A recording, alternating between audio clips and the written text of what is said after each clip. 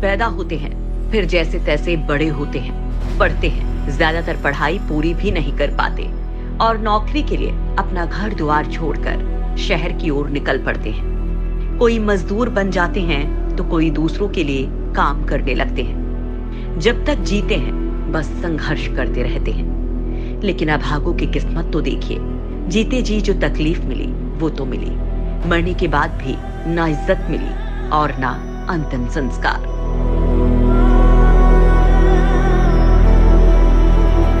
उन्नाव की इन तस्वीरों को देखकर शायद ही कोई इंसान हो जिसकी आंखों में आंसू ना आ जाएं। पिछले साल लॉकडाउन में गरीब गांव को लौट आए थे। इस साल महामारी ने ऐसा रूप लिया कि क्या शहर क्या गांव, हर जगह हाहाकार मच गया। इसी समाज में रहने वाले इंसान रूपी नर पिशाचों ने मौत की कालाबाजारी शुरू कर दी। ऑक्सीजन सिलेंडर 1 लाख में बिकने लगा। 800 की दवाई 90,000 में लोग खरीदने लगे। यहाँ तक कि दाह संस्कार के लिए 8,000 से लेकर 25,000 रुपए तक मांगे जाने लगे। अब सोचिए, जिसके पास इलाज के लिए 100 रुपया नहीं था, वो कहां से लाएगा हजारों हजार दाह संस्कार के लिए। क्या विडंबना है कि मरने के बाद भी उसे ना तो लकड़ियां नसीब हो रही हैं और ना ही कोई दाह संस्कार। हालत ये हुई कि परिजनों ने भी अभागों को रेत के हवाले कर दिया और अपनी राह को निकल गए। लेकिन बदकिस्मती मौत के बाद भी कहां साथ छोड़ती है। हवा चलते ही रेत उड़ गई और लाशों का अंबार खुले कब्रों में तब्दील हो गया। किसी लाश को कौवे खा रहे थे तो किसी पर कुत्ते टूट पड़े थे। कोई पैर घसीट कर ले जा रहा था तो कोई बैठकर हाथ चबा रहा था। जब इस दृश्य को वहां के स्थानीय लोगों ने देखा तो उनके भी होश उड़ गए। हम आपको ये विचलित करने वाली तस्वीरें नहीं दिखा सकते, लेकिन हमारे इस ग्राउंड रिपोर्ट को देखकर आप खुद अंदाजा लगा लीजिए कि आखिर हकीकत कितनी डरावनी है। कोरोना के इस भयावह दौर में सरकारी बदइंतजामी की इंतहा ये है कि हम देखने निकले अगर हकीकत तो कुछ और ही नजर आता है। बक्सर के इस घाट के पास उन्नाव में ये वो जगह है जहां पर अंतिम संस्कार के लिए 1-2 लाशें या ज्यादातर 10 लाशें आती थीं।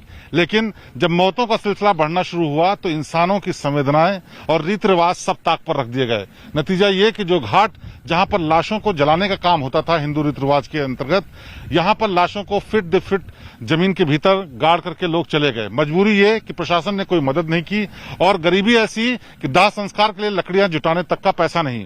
गांव वालों का मानना है कि ऐसा नजारा उन्होंने कभी नहीं देखा।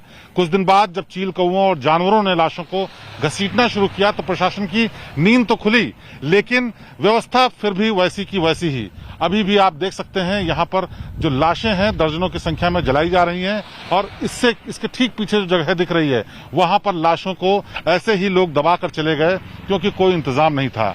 ऐसे में सरकार चाहे जितने दावे करे लेकिन हकीकत कुछ और ही नजर आती है। सरकार चाहे कहे कि व्यवस्था पूरी है, उनकी तरफ से सारे इंतजाम किए गए हैं, नगर निगम और जिले के प्रशासन के लोगों को कहा जाए कि मुफ्त में अंतिम संस्कार कराया जाएगा, लेकिन मजबूरी में देखिए लोग अपने प्रियजनों को अंतिम संस्कार भी ठीक से नहीं कर पा रहे। ये वो लोग हैं जो पूरे जिंदा रहते वक्त यहाँ पर तमाम अव्यवस्थाओं के लिए लड़ते रहे, गैस, ऑक्सीजन, बेड्स, दवाइयों के लिए, और मरने के बाद उनको 2 गज जमीन जो मिली वो भी पूरी तरह से ठीक नहीं मिली।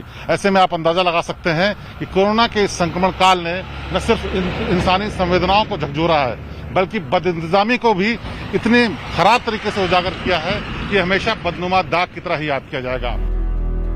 ये कहानी यहीं खत्म नहीं हुई, यहाँ से तो बेशर्मी की शुरुआत हुई है।